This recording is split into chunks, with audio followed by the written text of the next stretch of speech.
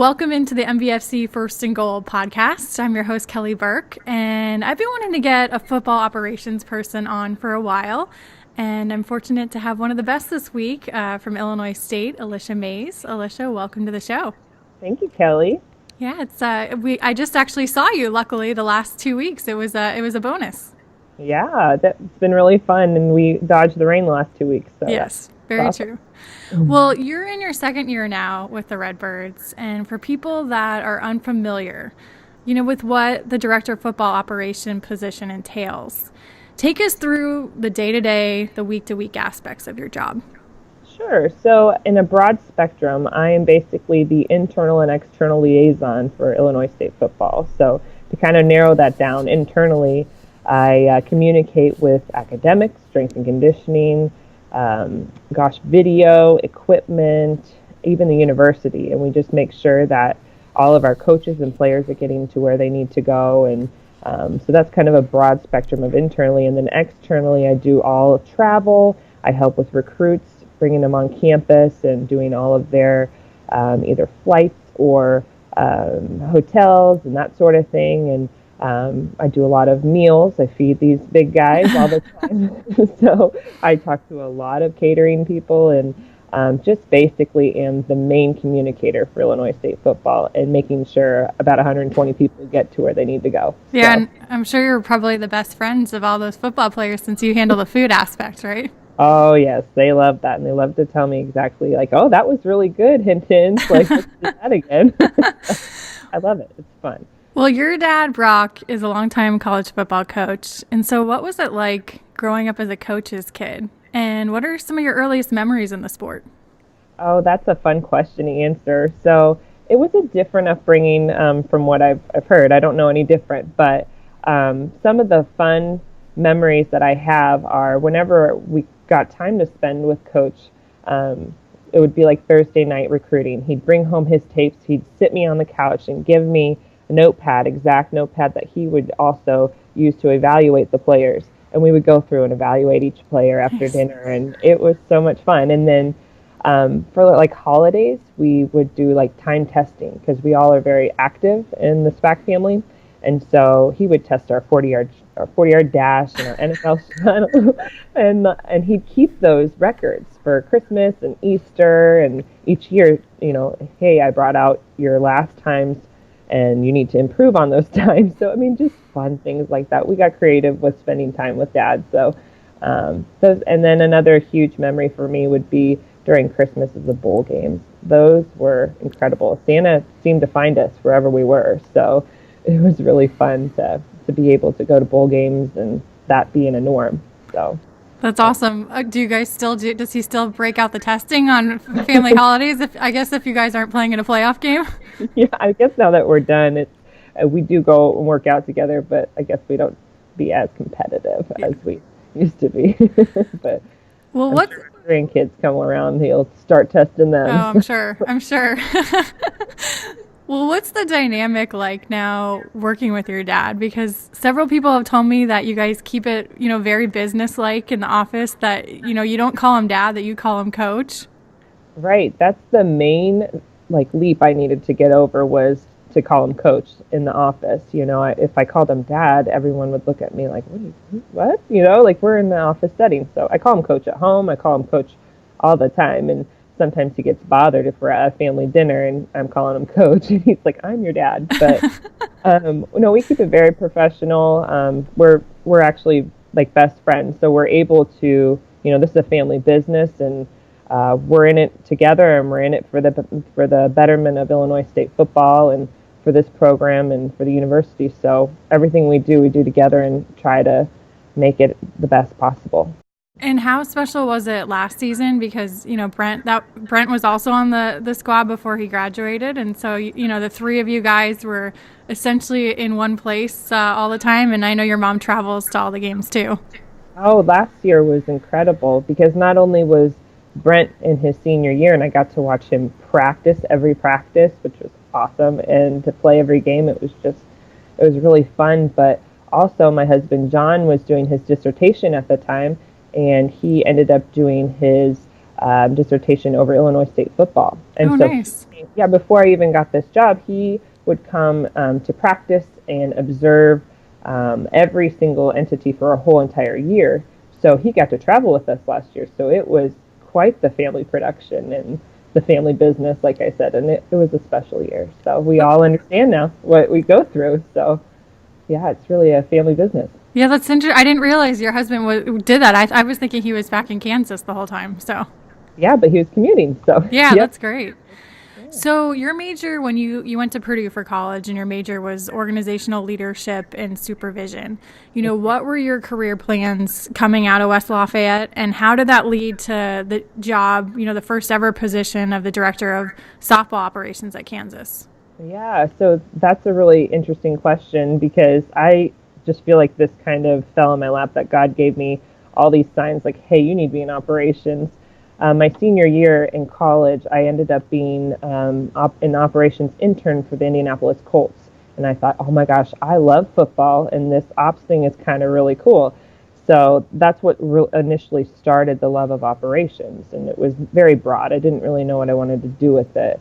And then Coach Lathrop, who was the strength coach at Purdue at the time and is now our strength coach here at Illinois State, he said, hey, you need to be a strength coach. I think you'd love that. And I was like, yeah, that sounds cool, but I want to kind of, do something else. So I ended up being the director of group ticket sales for Purdue football and men's women's basketball, so I could dabble in football still and still get my niche of some kind of organizing. And at that time, Coach Spack got hired here at Illinois State, and the athletic director, Shan Zanger, had hired him here. And then when Shan moved to the University of Kansas, he said, hey, you need to come with me.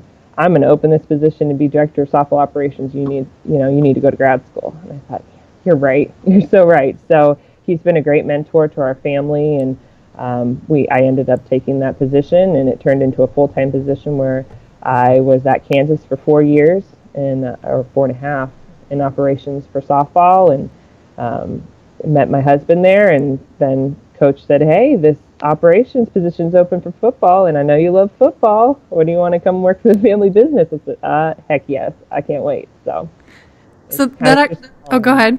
I'm sorry, it just kind of has fallen into my lap. Like, this is what I'm meant to do, and I love to do.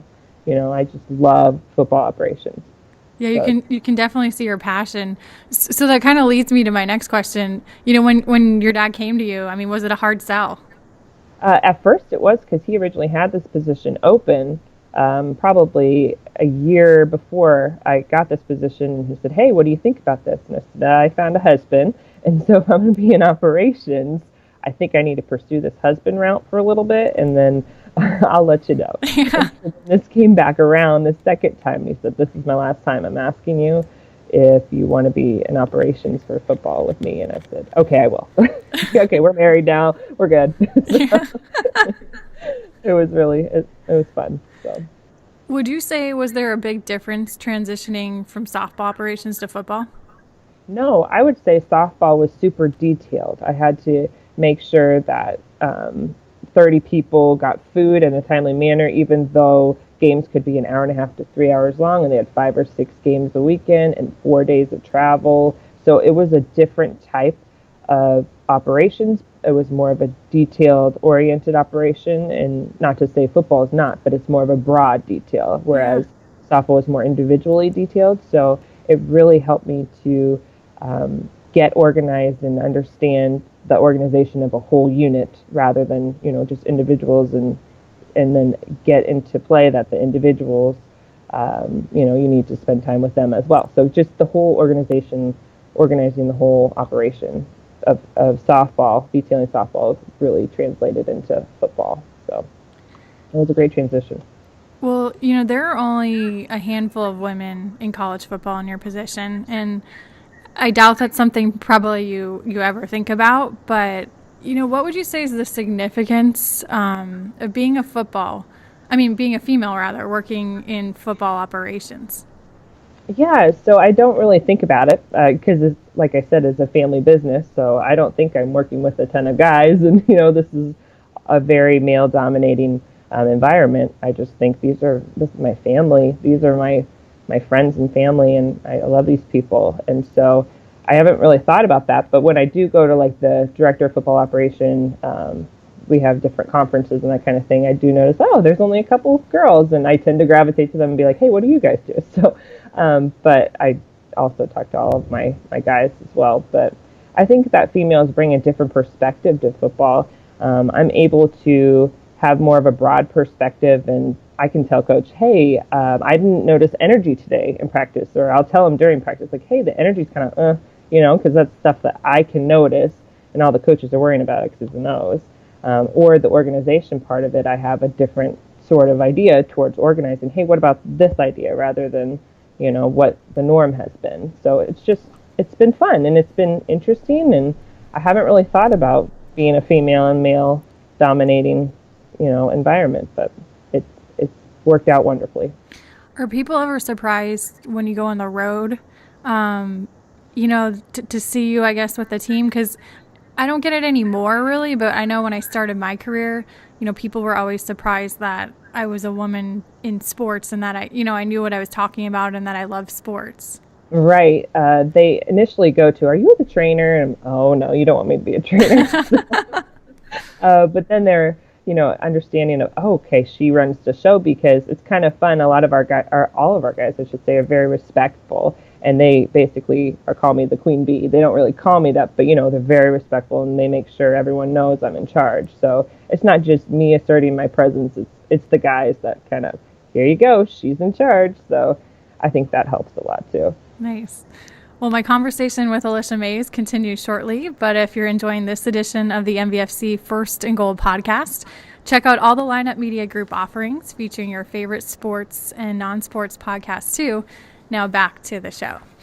So Illinois State SID Mike Williams tells me you are extremely thorough and detail-oriented and that you keep him in check. Where does that come from, and how important do you feel like those traits are, to your position? Sure. And actually it comes from coach. I'm his clone. If he would get, shave his mustache off, I'd look like him, I act like him, I'm built like him, like I'm his clone. That's exactly how he organizes his life, the exact same way I organize my life, and very detail oriented, and we both have our planners, and we detail down to the minute of everything. I have a log of what I eat every day, and when I'm going to work out, and when I'm going to do this and that, and it just helps me to stay sane, and coach does the exact same thing. So I get it from my dad. Nice. Short. Well, how would you characterize this year's Illinois State football team? Because it's different year to year, and I know there's been a couple games that probably have driven you guys crazy.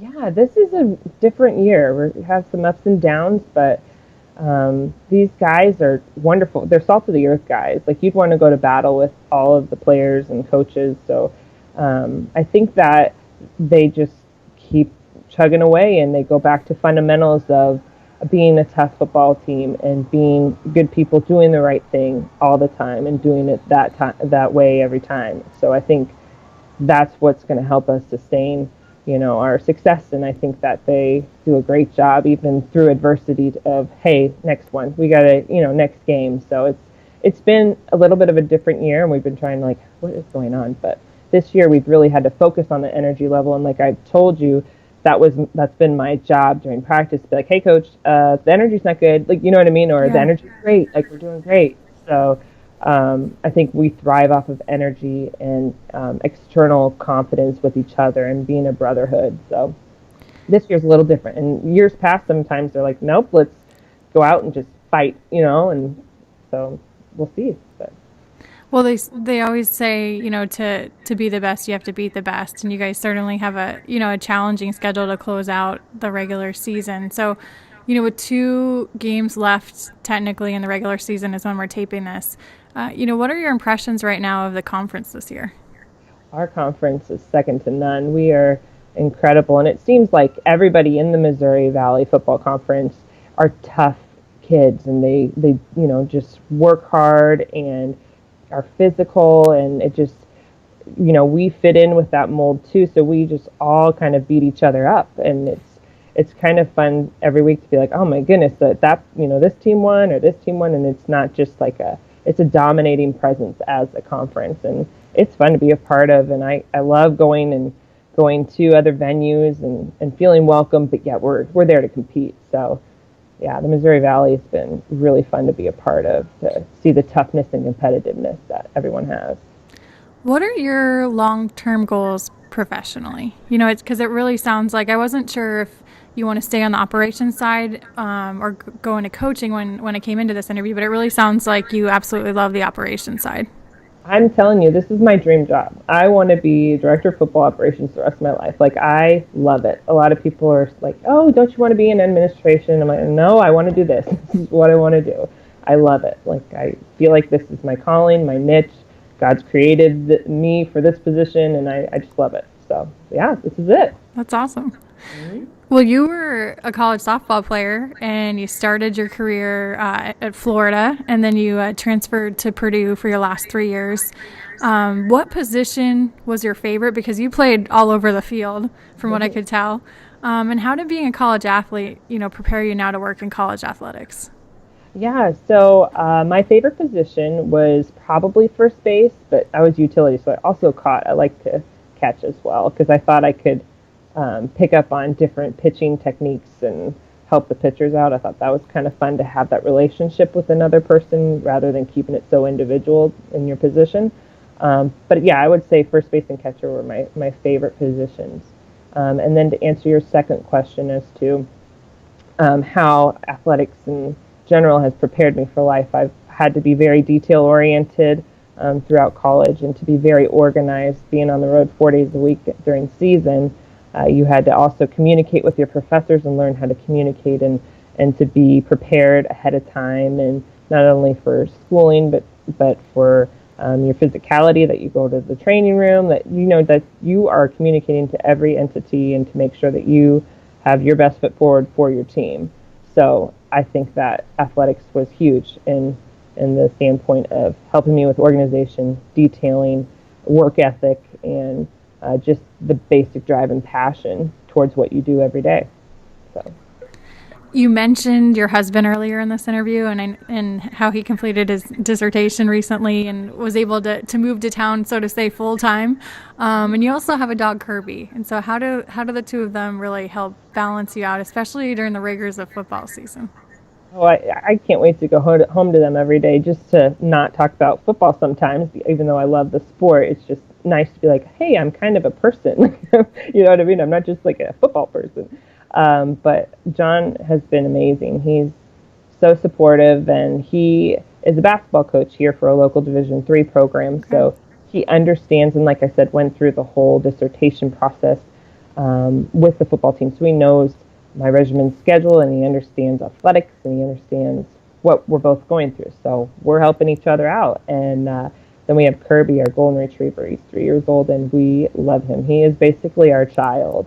And actually with the Spack family, we've grown up with golden retrievers our whole lives. So right now, currently in the Spack family, we have 3 golden retrievers under the age of 3, with my parents having 1 and my brother has 1 too. So oh, nice. It's wild. It's wild around here with Goldens, because Coach always says, when I retire, I want a farm full of golden retrievers. So we're very passionate about our Goldens. So I know Reggie comes to practice, or comes after practice a decent amount. Does Kirby come to practice and play too?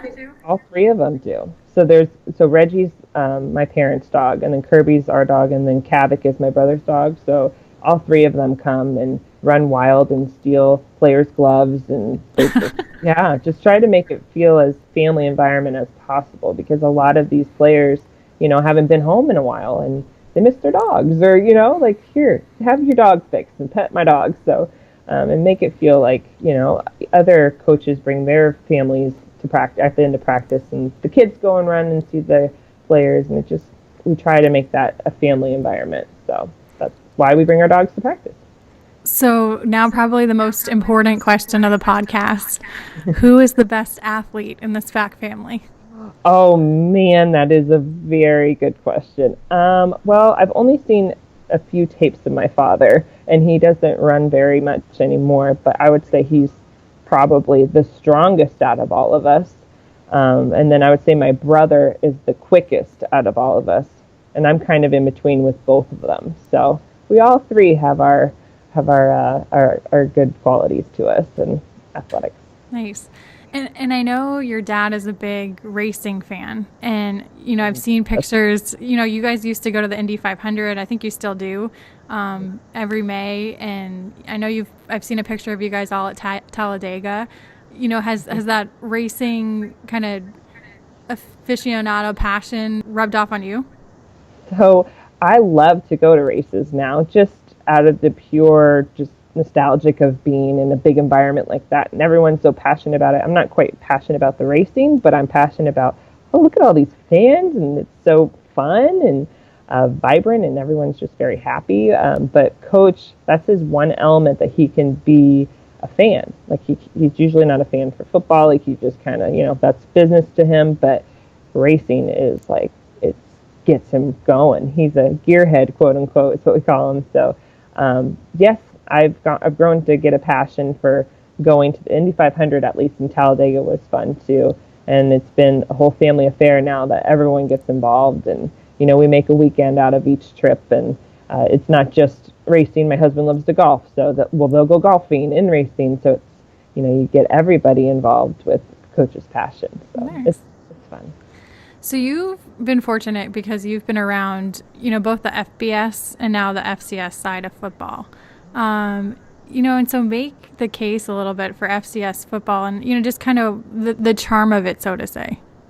Yeah, so I don't see the difference in FCS and FBS football, and I feel like big time is the state of your heart, and I feel like we're big time. I feel like the MVFC is big time, our conference is, and I feel like FCS, there's not a big difference between FCS football and FBS football. We have similar athletes, and we play the same game, and we play the same schematics on both sides of the ball. And I think that it's a fun time to be in FCS football, and we have the playoffs, and it's just you got to earn your way to the top, and it's super great to be a part of. And I think a lot of people are catching on and becoming fans of this process of FCS football. So I love it. I love being a part of it. It's fun and it's competitive. Not that it's not with FBS, but it's both for both. Well, speaking of the strength of the league, I mean, we have a situation where we could potentially see 6 Valley teams, make the playoffs, because right now, 6 teams could realistically finish with 7 or more wins in the conference. So why do you feel like, I know neither you nor myself is on the selection committee or will be, but why should potentially 6 Valley teams be part of a 24-team playoff field? Well, I think that our strength of schedule for our entire MVFC has been incredible. Like, we're playing all kinds of different competition throughout the country. The Big Sky, we had that kind of challenge this year, and kind of have shown that, hey, we're out to play all different types of competition, especially the best. And I think this year especially we're playing the best competition possible as a conference. And with that said, I think they should, 6, I'm biased, but we should take 6 in the playoffs. And I think that's really important with the quality of teams that all of us have played. And then to turn around and play each other is, another, it's just crazy. So it's very competitive, and I think we should be rewarded for that. Absolutely. It's like a punching bag every week, right? Right. It's like, who's going to knock each other off this week? So yeah, it's fun. Well, tell me, what is your best memory so far, of these last 2 years, with the Illinois State football program? Gosh, best memory, that is a good question. I love going to the playoffs. Anything that's just random and sporadic, like, hey, we made it, let's go kind of deal, I love it. I just thrive off of it. So the playoffs have been really fun to be a part of. As well as last year, we beat Northwestern. That was a big FBS program, and we proved we can hang in there and defeat a big time program. So that was really fun too, especially being in the state of Illinois and having a lot of in-state kids playing for our team. That meant a lot to everyone. So those two memories were the best to date, and obviously watching my brother play last year just as a whole was really special. And we should add, Brent just got engaged, is what I heard. He did. Yes. We're very excited, and Nicole is a wonderful young lady, so we're excited to add her to the family. And did it happen at the football field? Is that what I heard? So it was really fun because Brent that week was like, hey, I'm going to propose to Nicole. And this week was leading up to homecoming. So it's not like I don't have anything going on, you know. Yeah. And he's like, well, I want to propose to her on Friday after your practice, but before there's a local high school that plays games on our field. So there was like an hour window. And he's like, and I want this, this, and this to happen, and I don't want anybody there. So I thought, oh my, okay. So got to get a lot of people involved. So it was really fun. We planned. I got my planning shoes on, and I got to plan and help prepare that. And they did it. And then he proposed to Nicole in the middle of the field. And Nicole said those are her best memories, and that's her best memory yet is to be in the middle of the field, being proposed to by Brent and Kavik. The dog was there too. Oh, good. That's important. It is. Want to make sure you knew that. Well, she's going to fit right in then if she loves the football thing. So she sure does. So it's a great addition to our family. Well, great. Well, is there anything that I haven't asked you or touched on that you want to add? No, I think you touched on everything. Just being in the football world it's fun, and we just really enjoy what we do, and we're passionate about it, and we're passionate about the Missouri Valley Football Conference, and we're just passionate about Illinois State. So it's a really fun time to be here and to be a Redbird. Well, awesome. Well, thank you so much for taking the time today. I know it's a really busy week for you, especially because you guys are going on the road. But it's been fun. I met you officially last year for the first time, and it's been fun to reconnect this season. Yes, ma'am. It's been fun to see you too. If you like what you heard from Alicia Mays in our MVFC First Goal podcast, take a moment and subscribe. lineupmedia.fm also is home to many other podcasts, shows like Kickin' Life, Performance Nation, and You're on the Clock, to name a few. You can also find us on iTunes and Stitcher.